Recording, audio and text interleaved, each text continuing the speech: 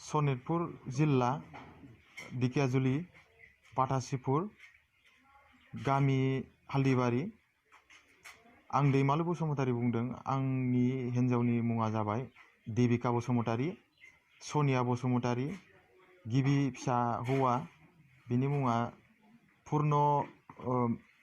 पुर्ण बसुमतारी आरो अनसुला बसुमतारी। दा बिसोरखौ आङो न'आव फैनानै नुफैनाय जायाखै। गोमानाय साना जाहैबाय जानुवारि 16 तारिख।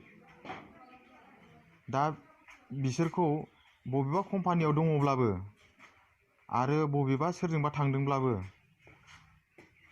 बे फट'खौ हरनाय जागोन। बे फट'खौ अननानै बे गासै ओनसोलनि मानसिफ्रानो अननानै बे फट'खौ नायनानै, आरो फटकनि बायदि नंला, बिनि महरा एसे सोलायबाय, एसे गोसो होनानै अननानै नायनानै मानसिखौ हमनानै दोननांगौ आरो बिनि सायाव जेबो साजा मोननाङा, होनो नाङा।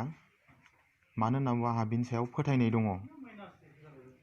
दा आङो जेरैखि जायाबाबो बे मानसिखौ हमनानै होनाय मानसिनि थाखाय आङो साबायखरखौ होगोन, अननानै जाहाथे हमनानै होयो। गोमानाय मानसिया न'खराव थानाय समाव माबाफोर दावराव दावसिफोर जादोंमोन नामा?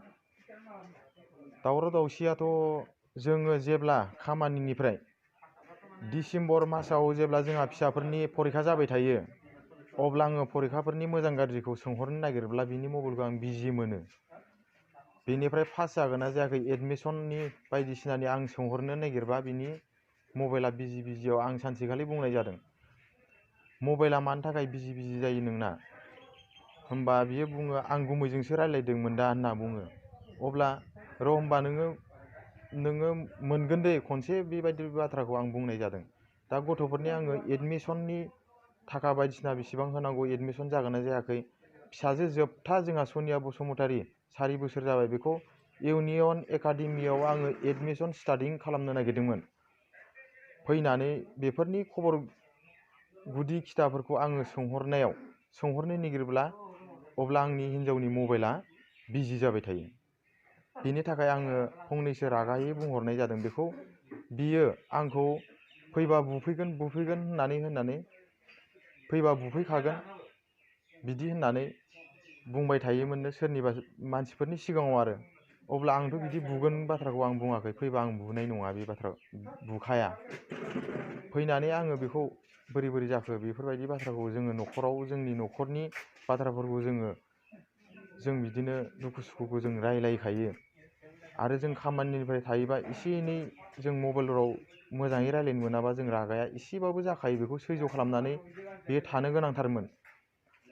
नाथाय दा बियो जाम्बिथार हिन्जाव बियो होननानै आं फोथायो, आरो बिदि जानाय नङामोन खोमा होननानै आं फोथायोमोन।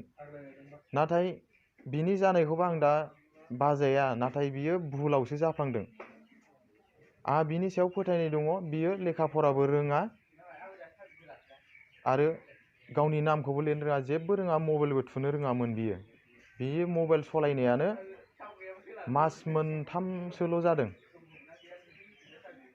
आरो बेखौ सोरबा अननानै बे फट'खौ नायनानै मोनोब्ला, अननानै बेखौ फटकजों आरो मानसिजों नायबिजिरनानै खाथियाव मोजाङै नायनानै बिनि महरा दायो एसे सोलायबाय, साबसिन जाबाय, मोनोब्ला बिनि सायाव जेबो साजा दाहोथों, आं बिनि सायाव फोथायनाय दङ। आरो बेखौ हमनानै दोननांगौ। आं मोनफिनोब्ला जोबोद गोजोनगोन।